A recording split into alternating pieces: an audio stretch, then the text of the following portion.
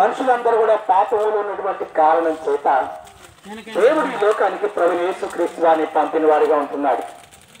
అంటే లోకంలో ఒక మానవుడిగా మనం ఏదైనా పేరు పెట్టుకున్నప్పుడు ఆ పేరు ఒక అర్థాన్ని తెలియజేస్తుంది.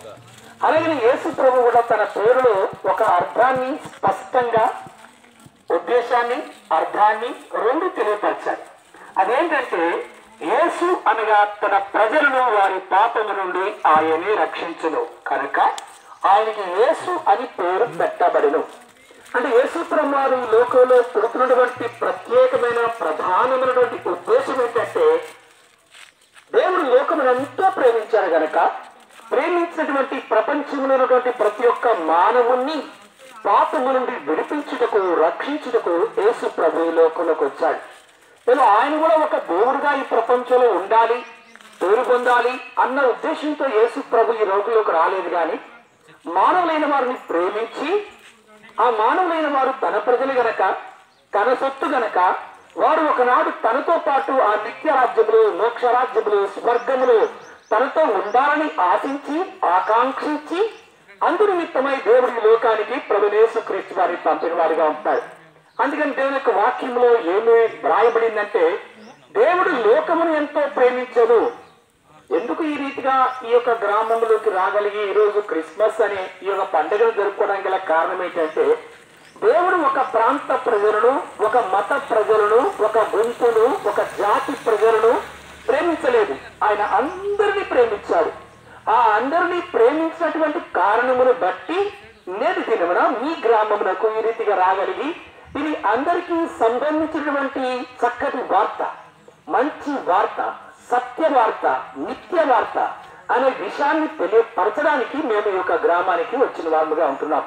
కనుక ప్రియ స్నేహితుడా, దేవుడు ఈ లోకమును ప్రేమించి ఈ లోకమునకు తన ప్రేమకు గుర్తుగా ప్రభు యేసుక్రీస్తు వారిని పంపిన వారిగా ఉంటున్నాడు.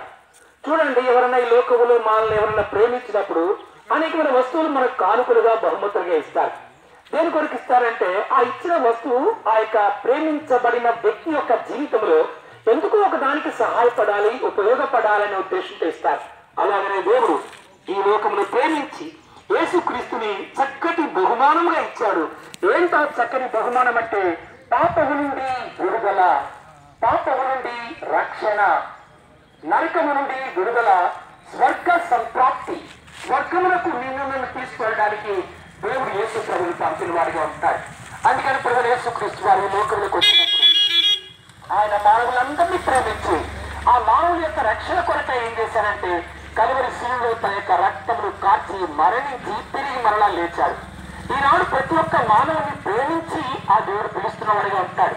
నా దగ్గరికి రండి, నేను మీ యొక్క పాపమును విడుదలగా ఇస్తాను, మీకు నిజ దేవుణ్ణి తెలియపరుస్తాను, జీవితానికి అర్థాన్ని, పరమార్థాన్ని తెలియపరుస్తాను. జీవితంలో మనం మానవులుగా ఎక్కడికి వెళుతున్నాము, ఒకనాడు యొక్క ఊరిని, ఈ ప్రపంచాన్ని విడిచిపెట్టినప్పుడు ఇక్కడ కన్ను మూచి మళ్ళా తెరిచినప్పుడు ఎక్కడ ఉండబోతున్నాము, ఎవరిని చూడబోతున్నాం అనే విషయాన్ని తెలియపరచడానికే ఆ దేవుడు ప్రభు యేసుక్రీస్తు వారిని లోకానికి పంపిన వారిగా ఉంటున్నాడు. కనుక ప్రియ స్నేహితుడా, ప్రభు యేసుక్రీస్తు వారు ఒక మతమును స్థాపించడానికి లేదా ఒక క్రైస్తవత్వాన్ని స్థాపించడానికి ఆయన లోకంలోకి రాలేదు. కానీ మానవులందరినీ ప్రేమించి వారందరి కొరకై గొప్ప రక్షణ, పాపము నుండి రక్షణ, నరకము నుండి రక్షణ, ఆ విడుదల ఇవ్వడానికి ఆయన లోకములోనికి వచ్చి నీ కొరకు, నా కొరకు తన చేతులు చాచి మరణించి తిరిగి లేచి మరణాన్ని నుండి గొప్ప విజయాన్ని పొంది ఈనాడు ప్రతి ఒక్క వ్యక్తిని తన దగ్గరికి పిలుస్తున్నాడు. నా దగ్గరికి రండి, నేను మీకు విశ్రాంతిని ఇస్తాను, కనుక మీ భారమంతా తొలగిస్తాను, హృదయంలో నీ పాపాన్ని తీసివేస్తాను, దేవునిగా నేను మీ మధ్యలో నివాసం చేస్తాను, నీ హృదయంలో నివాసం చేస్తాను. కాబట్టి ఈనాడు క్రిస్మస్ అని చెప్పి సంబంధం ఉన్నా లేకపోయినా అందరూ కూడా రకరకాలుగా ఆ వైభవాన్ని జరుపుకుంటున్నారు. అనేక షాప్స్ లో కానీ, లేకపోతే స్కూల్స్ లో కానీ, ఆఫీసెస్ లో కానీ స్టార్స్ పెట్టడము, లైట్స్ పెట్టడము, క్రిస్మస్ ట్రీ పెట్టడము, ఇదంతా ఏంటంటే ఒక పండగ ఉత్సవాన్ని చూపిస్తుంది.